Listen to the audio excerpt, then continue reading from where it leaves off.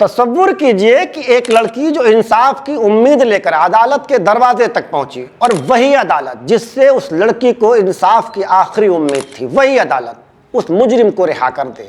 ये कहानी किसी फिल्म की नहीं, ये भारत की हकीकी तस्वीर है, जहां रेप के मुजरिम को जमानत और मुतासरा लड़की को मिलती है रुसवाई। ये मामला है कुलदीप सिंह सेंगर का, एक ताकतवर सियासतदान जिस पर एक नाबालिग लड़की के साथ रेप का इल्ज़ाम साबित हुआ।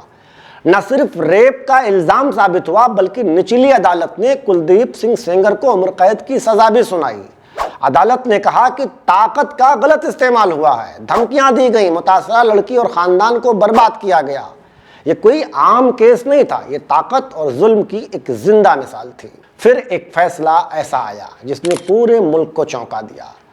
हाई कोर्ट ने न सिर्फ उम्र कैद की सजा पर सवाल उठाया, बल्कि कुलदीप सिंह सेंगर को जमानत भी दे दी। रेप जैसे संगीन जुर्म में जमानत। सवाल यह है कि अगर यही जुर्म कोई गरीब आदमी करता तो क्या कानून उसके साथ भी इतना ही मेहरबान होता जितना कि कुलदीप सिंह सेंगर के साथ है। यहाँ सवाल सिर्फ कानून का नहीं, यहाँ सवाल है सियासी दबाव का।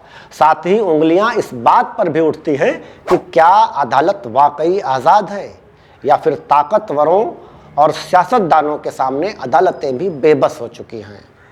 भारतीय जनता पार्टी आमतौर पर ऐसे मामलात में बिल्कुल खामोश रहती है, और बीजेपी की यही खामोशी देश के बहू बेटियों के अंदर खौफ पैदा कर देती है। एक ऐसा खौफ जो बलात्कार और सियासी दबाव में जीने पर मजबूर कर दे। बात सिर्फ खामोश रहने तक सीमित नहीं है। एक वजीर रेप मुतासरा लड़की का मजाक उड़ाता है। ओम प्रकाश राजभर ने कैसे उन्नाव रेप पीड़िता का मजाक उड़ाया, आप खुद देख लें। लेकिन पुलिस उनके पीड़िता और उनके साथ वालों को उठा ले गई इंडिया गेट से। धरना दे रहा था दिल्ली में। तो उनका उन्नाव है, घर तो उनका उन्नाव है दिल्ली से।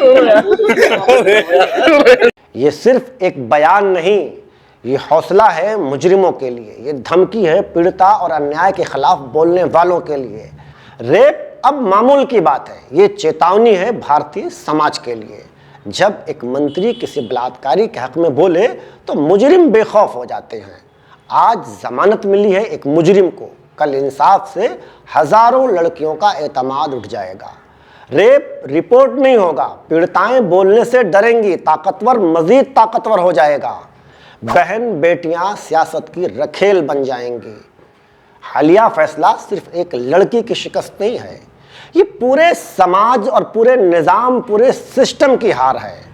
सवाल ये नहीं कि कुलदीप सिंह सेंगर को जमानत क्यों मिली, सवाल यह है कि क्या भारत में इंसाफ अब सिर्फ ताकतवर का हक बन चुका है, और क्या अदालतें सियासी दबाव में आकर इस तरह के फैसले सुना रही हैं।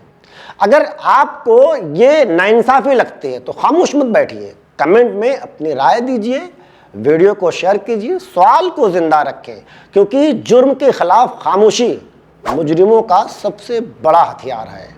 अब वीडियो को यहाँ तक देख ही लिया है तो चैनल को सब्सक्राइब और फेसबुक पेज को भी फॉलो कर लें। शुक्रिया।